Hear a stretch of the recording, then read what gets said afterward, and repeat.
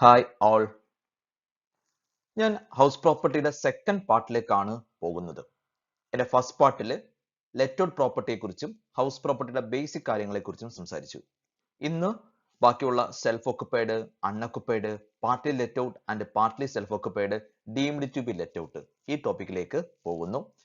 At present self occupied പ്രോപ്പർട്ടിയിൽ ഒരു അമെൻമെന്റ് ഉണ്ട്. ആ അമെൻമെന്റ് ഉൾപ്പെടെയുള്ള കാര്യങ്ങളെ കുറിച്ച് ഡിസ്കസ് ചെയ്യുന്നു.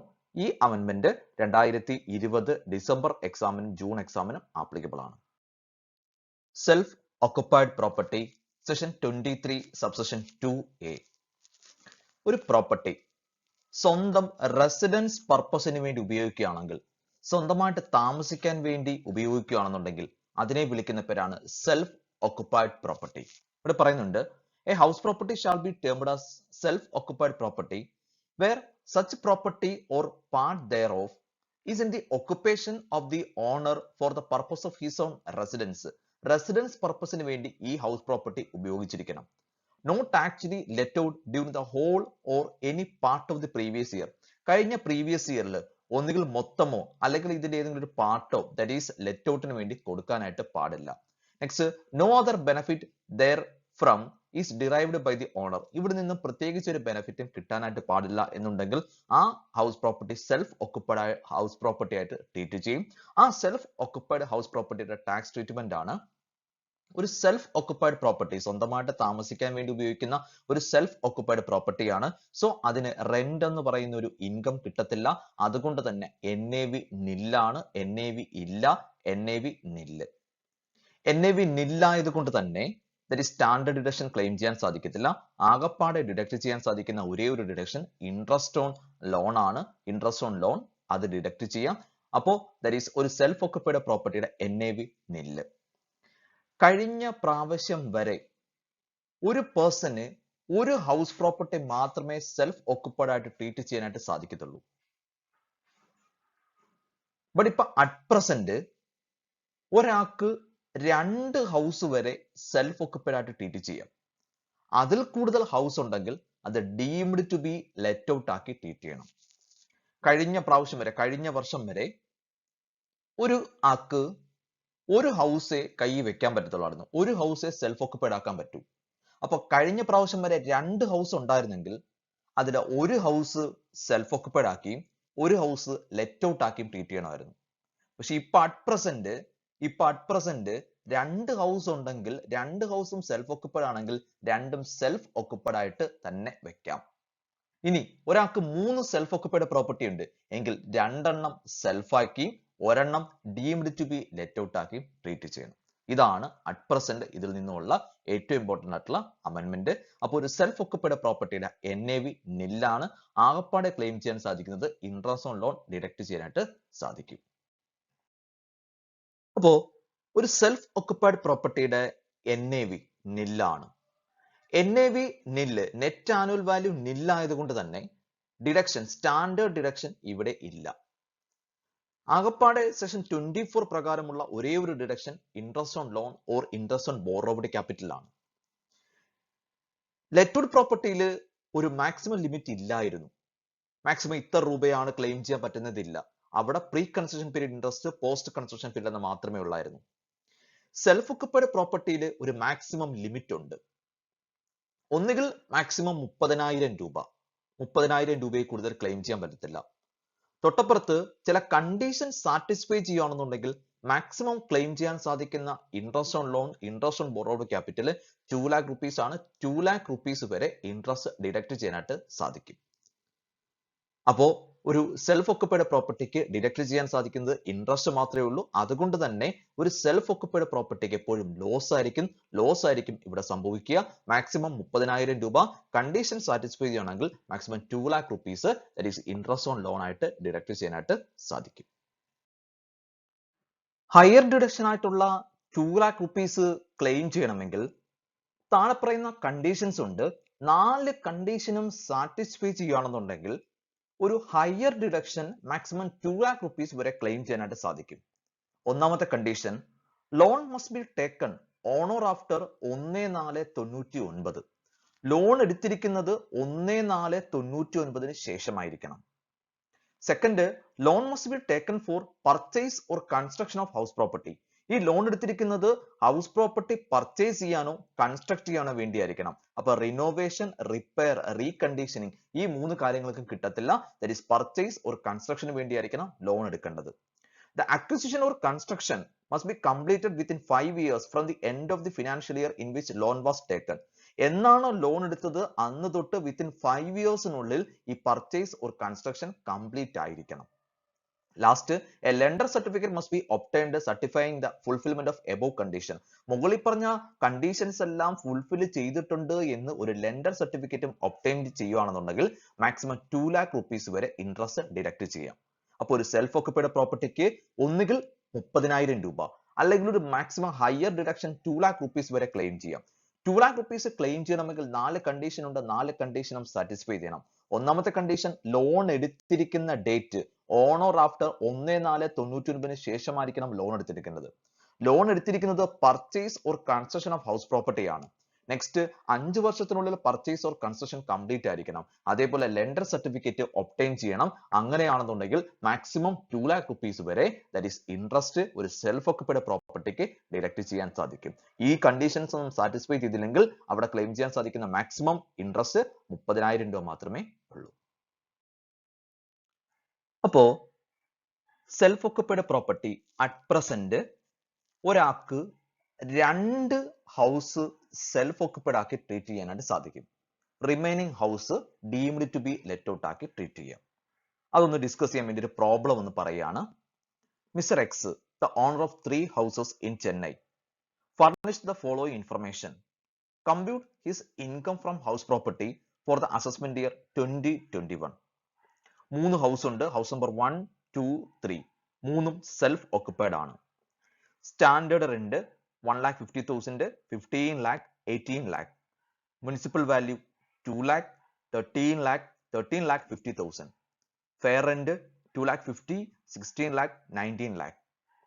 Municipal tax 10% of municipal value ആണ്. പെയ്ഡ് എന്ന് പറഞ്ഞിട്ടുണ്ട്, പേ ചെയ്തിട്ടുണ്ട്. Interest on loan taken four purchase of house ആണ്.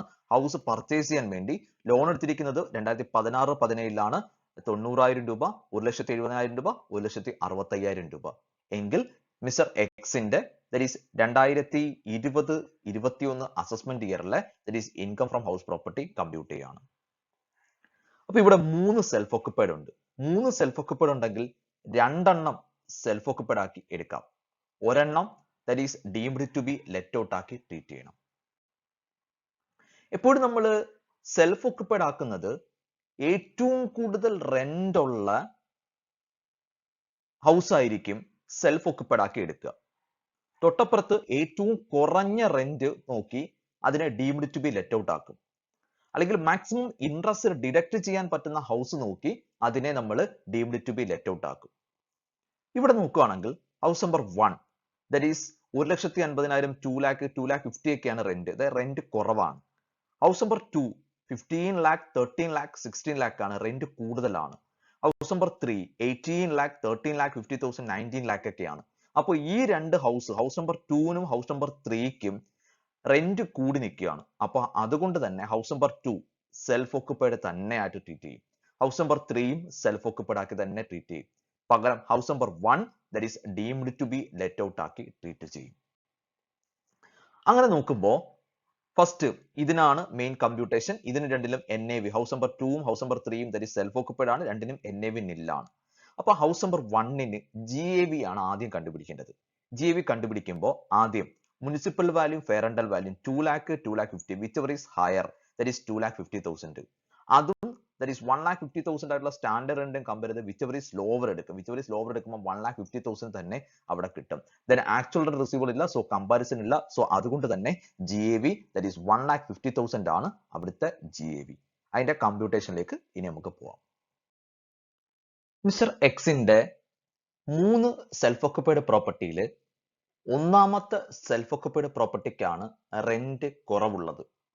സോ ഒന്നാമത്തെ സെൽഫ് ഓക്കുപൈഡ് പ്രോപ്പർട്ടി നമ്മൾ deemed to be let out ആക്കി ട്രീറ്റ് ചെയ്തു. ബാക്കി 2 സെൽഫ് ഓക്കുപൈഡ് പ്രോപ്പർട്ടി നമ്മൾ സെൽഫ് ഓക്കുപൈഡ് ആയി തന്നെ വെച്ചു. അതിൽ ഒന്നാമത്തെ house 1 deemed to be let ഔട്ടിന്റെ കമ്പ്യൂട്ടേഷൻ ആണ്. Income first gross annual value 1,50,000 പറഞ്ഞു. എങ്ങനെയാണ് വന്നതെന്ന് പറഞ്ഞു. 1,50,000 രൂപ GAV. മുനിസിപ്പൽ ടാക്സ്, മുനിസിപ്പൽ വാല്യൂന്റെ 10%, 2 ലാഖിന്റെ 10% 20,000. 1,50,000 നിന്ന് മുനിസിപ്പൽ ടാക്സ് ലെസ് ചെയ്തു. 1,30,000 NAV നെറ്റ് ആനുവൽ വാല്യൂ. രണ്ട് ഡിഡക്ഷൻസ് ഉണ്ട്. ഒന്ന് സ്റ്റാൻഡേർഡ് ഡിഡക്ഷൻ NAVയുടെ 30%, 1,30,000 30%, 39,000. Next interest on loan 90,000. Interest loan interest on ലോണിൽ മാക്സിമം ലിമിറ്റ് ഇല്ല. അവിടെ രണ്ട് കാറ്റഗറിയാണ്. ഒന്ന് പ്രീ കൺസ്ട്രക്ഷൻ, രണ്ട് പോസ്റ്റ് കൺസ്ട്രക്ഷൻ ഇൻട്രസ്റ്റ് എന്ന് പറയുന്ന രണ്ട് കാറ്റഗറി ഉള്ളൂ. അവിടെ മാക്സിമം ലിമിറ്റ് ഇല്ല. സോ 90,000 ക്ലെയിം ചെയ്യാൻ പറ്റും. അങ്ങനെ മൊത്തം ഡിഡക്ഷൻ 1,29,000. 1,30,000 NAV 1,29,000 ലെസ് ചെയ്യുമ്പോൾ ബാക്കി 1,000 rupees income from house property. ഈ ഇൻകം ഫ്രം ഹൗസ് പ്രോപ്പർട്ടിയുടെ കൂടെ രണ്ടാമത്തെയും മൂന്നാമത്തെയും സെൽഫ് ഓക്കുപൈഡ് പ്രോപ്പർട്ടി ഉണ്ട്. അവിടെ അഡ്ജസ്റ്റ് ചെയ്യാൻ സാധിക്കുന്ന ഇൻട്രസ്റ്റ് മാത്രമേ ഉള്ളൂ. ആ ഇൻട്രസ്റ്റ് അഡ്ജസ്റ്റ് ചെയ്ത് income from house property file ചെയ്യും. നെക്സ്റ്റ് രണ്ടാമത്തെയും മൂന്നാമത്തെയും സെൽഫ് ഓക്കുപൈഡ് പ്രോപ്പർട്ടി ആണ്. NAV നില്ല്. ഡിഡക്ഷൻ ഇൻട്രസ്റ്റ് ഓൺ ലോൺ ആണ് ഡിഡക്ട് ചെയ്യാൻ പോകുന്നത്. ഫസ്റ്റ് രണ്ടാമത്തെ ഹൗസിന് 1,70,000, മൂന്നാമത്തെ ഹൗസിന് 1,65,000. രണ്ടുകൂടെ ചേരുമ്പോൾ 3,35,000 ആണ് മൊത്തം ഇൻട്രസ്റ്റ്. ഒരു self occupied property conditions satisfied ആണെങ്കിൽ 2 lakh rupees ആണ് അവിടെ മാക്സിമം ഡിഡക്ട് ചെയ്യാൻ സാധിക്കുന്നത്. 2 lakh rupees ആണ്. സോ അങ്ങനെയാണെങ്കിൽ 3,35,000 ഡിഡക്ട് ചെയ്യാൻ സാധിക്കത്തില്ല. മാക്സിമം ഡിഡക്ട് ചെയ്യാൻ സാധിക്കുന്നത് 2 lakh ആണ്.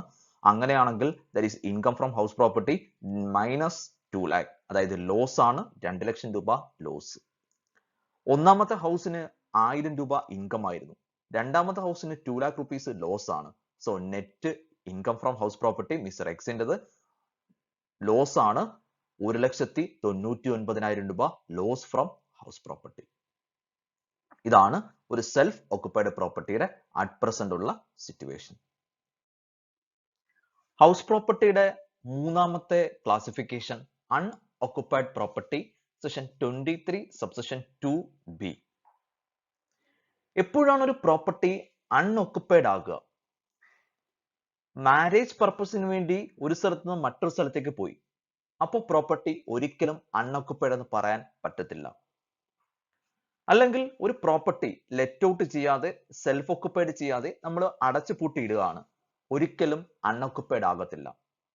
അൺഓക്കുപൈഡ് ആകണമെങ്കിൽ എംപ്ലോയ്മെന്റ് പർപ്പസിന് വേണ്ടി ഒരു സ്ഥലത്തു നിന്നും മറ്റൊരു സ്ഥലത്തേക്ക് ട്രാൻസ്ഫർ ആയി പോയി. അങ്ങനെ ട്രാൻസ്ഫർ ആയി പോകുമ്പോൾ സ്വന്തം പ്ലേസിൽ ഒരു വീടുണ്ട്, ഒരു ഹൗസ് പ്രോപ്പർട്ടി ഉണ്ട്. അത് നമ്മൾ പൂട്ടിയിട്ടിട്ടാണ് നമ്മൾ അടുത്ത സ്ഥലത്തേക്ക് എംപ്ലോയ്മെന്റിന് വേണ്ടി പോവുക. അങ്ങനെയാണെങ്കിൽ അതിനെ വിളിക്കുന്ന പേരുണ്ട് അൺഓക്കുപൈഡ് പ്രോപ്പർട്ടി. എംപ്ലോയ്മെന്റ് പർപ്പസിന് ഒരു സ്ഥലത്ത് നിന്ന് മറ്റൊരു സ്ഥലത്തേക്ക് ട്രാൻസ്ഫർ ആയി പോകുമ്പോൾ ആ നേരത്തെ താമസിച്ചിരുന്ന house property that is vacant ആയി കിടക്കും. അങ്ങനെയാണെങ്കിൽ അതിനെ വിളിക്കുന്ന പേരുണ്ട് അൺഓക്കുപൈഡ് പ്രോപ്പർട്ടി. ഇതിന്റെ ടാക്സ് ട്രീറ്റ്മെന്റ് എങ്ങനെയാണോ സെൽഫ് ഓക്കുപൈഡ് പ്രോപ്പർട്ടി ട്രീറ്റ് ചെയ്തത്, അതായത് NAV നില്ല്, സ്റ്റാൻഡേർഡ് ഡിഡക്ഷൻ ഇല്ല, that is interest on loan claim ചെയ്യാൻ സാധിക്കും, അതേ സെയിം ട്രീറ്റ്മെന്റ് ആണ് ഇവിടെയും അപ്ലൈ ചെയ്യുക. എങ്ങനെയാണോ സെൽഫ് ഓക്കുപൈഡ് പ്രോപ്പർട്ടിയുടെ ചെയ്തത് അതേപോലെയാണ് അൺഓക്കുപൈഡ് പ്രോപ്പർട്ടി ചെയ്യേണ്ടത്. നെക്സ്റ്റ് നാലാമത്തെ classification partly self occupied and partly let out, section 23 subsection 3. അതായത് പാർട്ട്ലി ലെറ്റ് ഔട്ടും പാർട്ട്ലി സെൽഫ് ഓക്കുപൈഡ് ആണ്. ഒന്നുകിൽ ഒരു വീടില് ഒരു 4 റൂം ഉണ്ട്. അതിൽ 2 റൂം സെൽഫ് ഓക്കുപൈഡ് ആണ്, 2 റൂം ലെറ്റ് ഔട്ട് ആണ്. അല്ലെങ്കിൽ ഒരു ബിൽഡിങ്ങിന് 2 ഫ്ലോർ ഉണ്ട്. അതിൽ first floor self occupied, second floor let out ചെയ്യുകയാണ്. അങ്ങനെയാണെങ്കിൽ വിളിക്കാം partly self occupied, partly let out. അല്ലെങ്കിൽ ഒരു വർഷത്തില് ആദ്യത്തെ 6 മാസം ലെറ്റ് ഔട്ട് ആണ്, പിന്നീടുള്ള 6 മാസം സെൽഫ് ഓക്കുപൈഡ് ആണ്. അങ്ങനെയാണെങ്കിലും അതിനെ വിളിക്കാം partly let out and partly self occupied, that is section 23 subsection 3. 3 രീതിയിലാണ് അതിനെ ഡിവൈഡ് ചെയ്യുക. ഒന്ന് area wise, 2 time wise, 3 area as well as time wise. Area wise ഉണ്ട്. ഏരിയ വൈസ് എന്ന് പറയുമ്പോൾ ഇപ്പൊ എക്സാമ്പിൾ ഒരു 60% സെൽഫ് ഓക്കുപൈഡും ബാക്കി 40% ലെറ്റ് ഔട്ടും ഉണ്ട്. ടൈം വൈസ് ഒരു 8 മാസം ലെറ്റ് ഔട്ടും ബാക്കി 4 മാസം സെൽഫ് ഓക്കുപൈഡ് ഉപയോഗിക്കുന്നു. Time as well as area wise രണ്ടിന്റെയും കോമ്പിനേഷൻ ഉണ്ട്. ഈ 3 രീതിയിലാണ് അതിന്റെ ക്ലാസിഫിക്കേഷൻ വരുന്നത്. അതിലെ first classification area wise division. ഒരു ഹൗസ് പ്രോപ്പർട്ടി അതിൽ 60% ലെറ്റ് ഔട്ടും ബാക്കി 40% സെൽഫ് ഓക്കുപൈഡും ആണ് എങ്കിൽ ആ ഹൗസ് പ്രോപ്പർട്ടിയെ രണ്ടായി ഡിവൈഡ് ചെയ്യും. ദാറ്റ് ഈസ് ലെറ്റ് ഔട്ടും സെൽഫ് ഓക്കുപൈഡും. ആദ്യത്തെ 60% നമ്മൾ അങ്ങോട്ട് എടുക്കും, ലെറ്റ് ഔട്ട് പ്രോപ്പർട്ടി. തന്നിരിക്കുന്ന municipal value, fair value, standard rent ഈ കാര്യങ്ങളെല്ലാം 60%ത്തിലേക്ക് കൺവേർട്ട് ചെയ്യും. ഇൻട്രസ്റ്റ് ഓൺ ലോണും 60%ത്തിന്റെ പ്രൊപ്പോർഷൻ എടുത്ത് ആദ്യം ലെറ്റ് ഔട്ട് പ്രോപ്പർട്ടി ചെയ്യും. നെക്സ്റ്റ് 40% സെൽഫ് ഓക്കുപൈഡ് പ്രോപ്പർട്ടിയാണ്. സെൽഫ് ഓക്കുപൈഡ് പ്രോപ്പർട്ടിക്ക് NAV നില്ലാണ്. ആകപ്പാടെ ഒരേ ഒരു ഡിഡക്ഷനേ ഉള്ളൂ, ഇൻട്രസ്റ്റ് ഓൺ ലോൺ. തന്നിരിക്കുന്ന ഇൻട്രസ്റ്റ് ഓൺ ലോണിന്റെ 40% എടുത്ത് അവിടെ ലെസ് ചെയ്യും. That is house property income കിട്ടും. നെക്സ്റ്റ് രണ്ടാമത്തെ ക്ലാസിഫിക്കേഷൻ ടൈം വൈസ് ഡിവിഷൻ. ഒരു ഹൗസ് പ്രോപ്പർട്ടി 12 മാസത്തില് 8 മാസം ലെറ്റ് ഔട്ടിനും ബാക്കി 4 മാസം സെൽഫ് ഓക്കുപൈഡിനും വേണ്ടി ഉപയോഗിക്കും. അങ്ങനെയാണെങ്കിൽ അവിടെ ഒരേ ഒരു രീതിയേ ഉള്ളൂ, അവിടെ സെൽഫ് ഓക്കുപൈഡും ലെറ്റ് ഔട്ടും ആണ്. അവിടെ ഒറ്റ ക്ലാസിഫിക്കേഷൻ ലെറ്റ് ഔട്ട്. 8 മാസത്തെ ലെറ്റ് ഔട്ട് ആയിരിക്കും അവിടെ ട്രീറ്റ് ചെയ്യുക. ചെയ്യേണ്ട പരിപാടി മുനിസിപ്പൽ വാല്യൂ, ഫെയർ വാല്യൂ എല്ലാം ദാറ്റ് ഈസ് ഒരു ഫുൾ ഇയറിലേക്ക് എടുക്കും. ആക്ച്വൽ റെന്റ് റിസീവബിൾ എന്ന് പറയുന്നത് വെറും 8 മാസത്തേക്ക് മാത്രം എടുത്തുകൊണ്ട് അവിടെ നമ്മൾ ചെയ്യും, വിളിക്കുന്ന പേര് time wise division. Last one area as well as time wise division. രണ്ടിന്റെയും combination area wise and time wise രണ്ടിന്റെയും കൂടെ കോമ്പിനേഷൻ. ആ രീതിയിലാണ് പാർട്ട്ലി ലെറ്റ് ഔട്ടും പാർട്ട്ലി സെൽഫ് ഓക്കുപൈഡ് പ്രോപ്പർട്ടി ചെയ്യുക. ഇതിൽ ഏറ്റവും ഇമ്പോർട്ടന്റ് ആയ രണ്ടെണ്ണമാണ് ഏരിയ വൈസും ടൈം വൈസും. ക്ലാസിഫിക്കേഷനിലെ last item deemed to be let out house property, section 23 subsection 4. Already ഇതിനെക്കുറിച്ച് ഡിസ്കസ് ചെയ്തു, എന്നാലും ജസ്റ്റ് ഒന്ന് പറയുകയാണ്. ഒരു വ്യക്തിക്ക് 3 സെൽഫ് ഓക്കുപൈഡ് പ്രോപ്പർട്ടി ഉണ്ട് എങ്കിൽ 2 സെൽഫ് ഓക്കുപൈഡ് പ്രോപ്പർട്ടി സെൽഫ് ആക്കി ട്രീറ്റ് ചെയ്ത് NAV നില്ല് കൊടുത്ത് ഇൻട്രസ്റ്റ് മാത്രം ഡിഡക്ട് ചെയ്യും. ഇനി ഒരു ഹൗസിൽ ദാറ്റ് ഈസ് വിളിക്കുന്ന പേര് deemed to be let out. Let out ആയി കരുതപ്പെടുന്ന സിറ്റുവേഷൻ ആണ് ഈ പറയുന്ന 23 സബ്സെക്ഷൻ 4. അറ്റ് പ്രസന്റ് സിറ്റുവേഷൻ അനുസരിച്ച് ഒരാൾക്ക് 2 ഹൗസ് സെൽഫ് ഓക്കുപൈഡ് ആക്കാം, ബാക്കിയുള്ള house deemed to be let out ആക്കിയേ പറ്റൂ.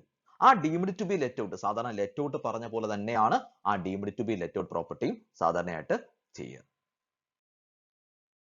Recovery of unrealised rent and arrear rent section 25A. അപ്പോ എന്താണ് അൺറിയലൈസ്ഡ് റെന്റ് എന്ന് പറയണം, അരിയർ റെന്റ് പറയണം, ടാക്സ് ട്രീറ്റ്മെന്റിലേക്ക് പോകണം. ഞാനൊരു വീട് വാടകയ്ക്ക് കൊടുത്തു, 12 മാസത്തേക്ക് കൊടുത്തു. എനിക്ക് 8 മാസം റെന്റ് കിട്ടി, ബാക്കി 4 മാസത്തെ റെന്റ് എനിക്ക് കിട്ടുന്നില്ല എങ്കിൽ ആ 4 മാസത്തെ റെന്റിനെ വിളിക്കുന്ന പേരുണ്ട് അൺറിയലൈസ്ഡ് റെന്റ്. തൊട്ടപ്പുറത്ത് അരിയർ റെന്റ്. ഞാൻ എൻ്റെ വീട് 10,000 രൂപയ്ക്കാണ് ഇപ്പൊ അറ്റ് പ്രസന്റ് വാടകയ്ക്ക് കൊടുത്തിരിക്കുന്നത്. ഞാൻ പറയാണ് 12,000 രൂപ, ഇനി മുതൽ എനിക്ക് 12,000 രൂപ വാടക കിട്ടണമെന്ന് ഞാൻ പറയാ. വാടക ഇൻക്രീസ് ചെയ്തു, റെന്റ് 12,000 രൂപയിലേക്ക് മാറി.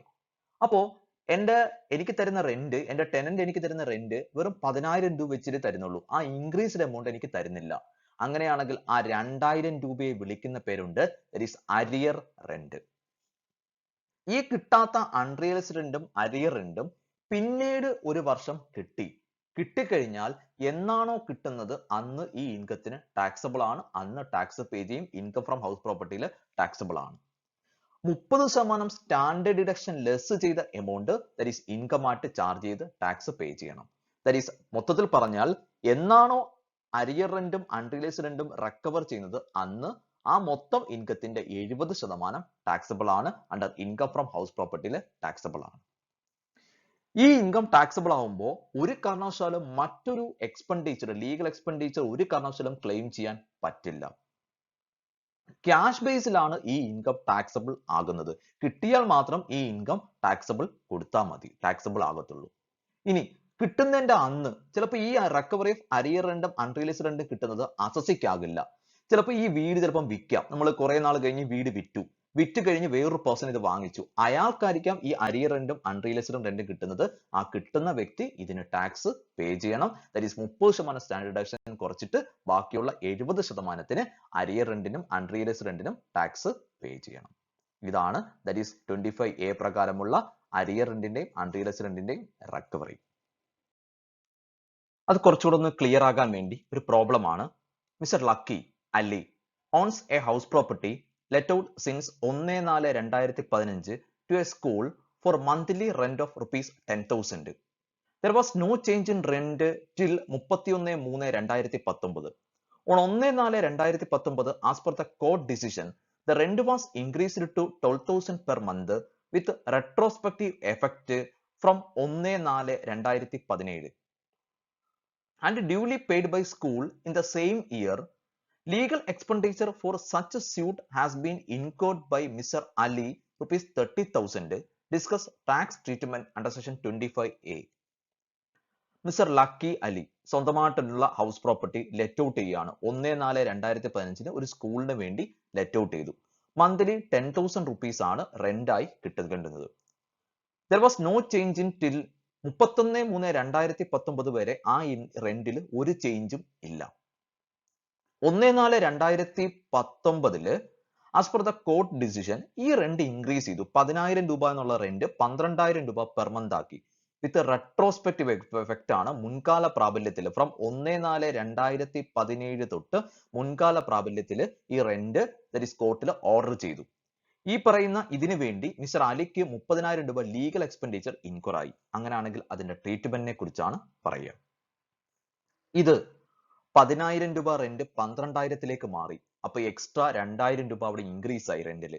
ആ 2,000 രൂപ വിളിക്കുന്ന പേര് അരിയർ റെന്റ്. അപ്പൊ അരിയർ റെന്റ് 1/4/2017 തൊട്ട് 31/3/2019 വരെയാണ് ഈ പറയുന്ന അരിയർ റെന്റ് കിട്ടേണ്ടത്. മുൻകാല പ്രാബല്യമാണ് 1/4/2017 തൊട്ട് 31/3/2019 വരെ. മൊത്തം 24 മാസം മൊത്തമുണ്ട്. ഒരു മാസം 2,000 രൂപ വെച്ച് 24 മാസം കിട്ടാനുള്ള മൊത്തം ഇൻകം 48,000 ആണ് മൊത്തം കിട്ടേണ്ടത്. അപ്പോൾ മൊത്തം അരിയർ റെന്റ് 48,000. ഒരേ ഒരു ഡിഡക്ഷൻ സ്റ്റാൻഡേർഡ് ഡിഡക്ഷൻ 30%. 48,000 30% 14,400 ഡിഡക്ട് ചെയ്ത് ബാക്കി 33,600 രൂപ income from house property under section 25A പ്രകാരം 33,600 ഇൻകം ഫ്രം ഹൗസ് പ്രോപ്പർട്ടി. അവിടെ ലീഗൽ എക്സ്പെൻഡിച്ചർ 30,000 രൂപ ഒരു കാരണവശാലും ഡിഡക്ട് ചെയ്യാൻ സാധിക്കത്തില്ല. അപ്പോ ഇതിനെ വിളിക്കുന്ന പേരാണ് ദാറ്റ് ഈസ് അരിയർ റെന്റ്. ഇത്രയുമാണ് ദ ഇൻകം ഫ്രം ഹൗസ് പ്രോപ്പർട്ടിയിലെ കാര്യങ്ങൾ. Thank you so much.